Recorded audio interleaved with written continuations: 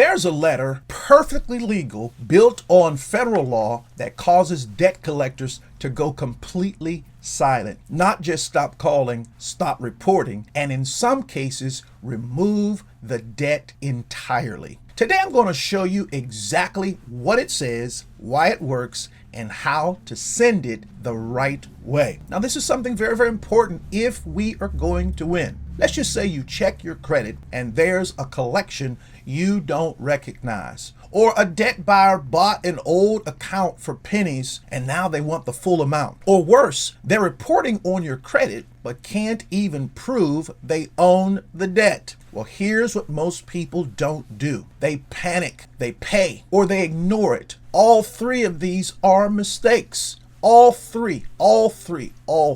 Let me show you what to do instead. Instead, I want you to do something that is called the Debt Validation and Proof of Claim letter. This is the letter you are going to use. This is not some template you found online. This is a letter that I put together because I saw an effective manner for my clients to deal effectively with debt validation and proof of claim. This is a legal demand built on two federal laws, the Fair Debt Collection Practices Act, the Graham-Leach-Bliley Act. When you send this correctly, they're required to respond, and most of the time they can't. Let's break this down simply. Under the Fair Debt Collection Practices Act 15 USC 1692G, they must validate the debt within 30 days, or they must stop all collection activity. Now here's the part most people do not know. The Graham-Leach-Bliley Act 15 USC 6802 restricts how your financial information can be shared. So when a third-party debt collector buys your debt, they often do not legally qualify to even have your personal financial data. That right there is the system. And this letter is designed to expose every weakness in it. Now, we've got to know when and when not to use it. So you want to send this letter within 30 days of the first contact. You want to send it when a new collection hits your credit report. Now, when should you not send it? If you already admitted the debt in writing, if you've been actively making payments, or on federal student loans, because different rules apply. Listen, timing is everything. Send it late, you lose leverage. Send it right, and they are on the clock. Now, what must they prove? The 5 demands that we are putting on them, because this letter forces them to prove 5 things. Number 1, a complete accounting of the debt. Original creditor, default date, full breakdown. Number 2, a copy of the original contract with your signature. Number 3, proof they legally own the debt. Number 4, the name and address of your current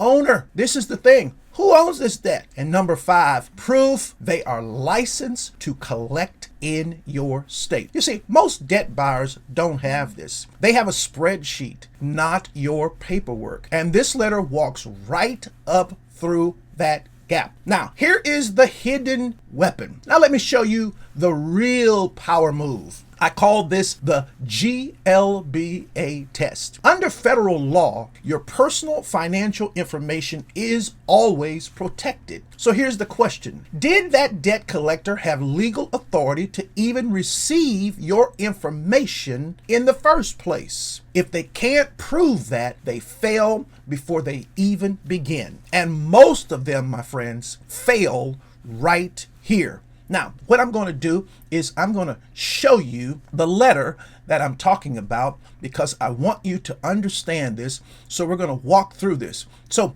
in the first part of this letter, we're being very, very clear. We're giving our name and information. We're giving their name and information, the date, but then we're coming right down after that, and we're giving the part of the validation demand. I'm in receipt of your correspondence. We tell them that this letter serves as a formal notice that I dispute the alleged debt in its entirety listed above pursuant to the Fair Debt Collection Practices Act, the Fair Credit Reporting Lending Act, I am exercising my right to demand validation of the alleged debt and proof of claim. Then we enact the Truth in Lending and the GLBA 15 USC 6802. Now, the power move of this is that we're getting 5 demands. We list the 5 demands. We tell them what they can and cannot do. Cease all collection activity until these things are received. We tell them all the things that apply here.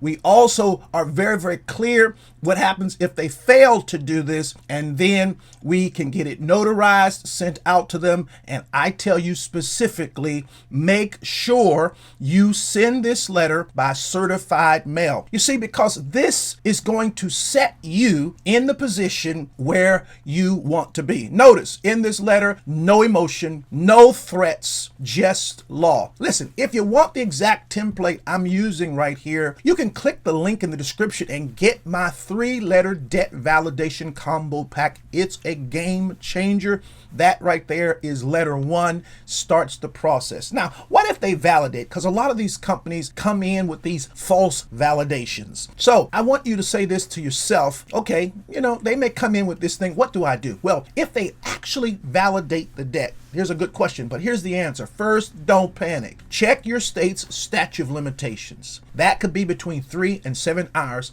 7 years in most cases. Next, see if it's past the 7-year reporting window for something even being on your credit report. If the debt is valid, now you negotiate from strength. That's settlement, payment plan, or you get legal guidance. Either way, you now know the truth, and that's power. 90% of my clients knock this thing out with this letter. So listen, there's some practical things that you've got to know. Always send this certified mail with return receipt requested. Keep everything, receipts, tracking, documentation. Follow up in 30 days. Check your credit report. Do not call them before sending the letter, and do not ignore any lawsuits. This letter is powerful, but you still have to stay alert. And I mean it. I mean it. I mean it. This right here is what I mean when I teach all the time about credit, business, and life being aligned. You cannot build wealth if someone else controls your credit story. This letter is how you take the control back. And if your credit is holding your business back, there's a link below. You can schedule a call with me, and I'm excited to help you map out exactly where you are and where you can go. Well, listen, my friends, I want you to be empowered to prosper. I want you to go forward, take advantage of this opportunity to deal with some things that are trying to keep you stuck in yesterday. Be blessed. I look forward to talking to you again real soon.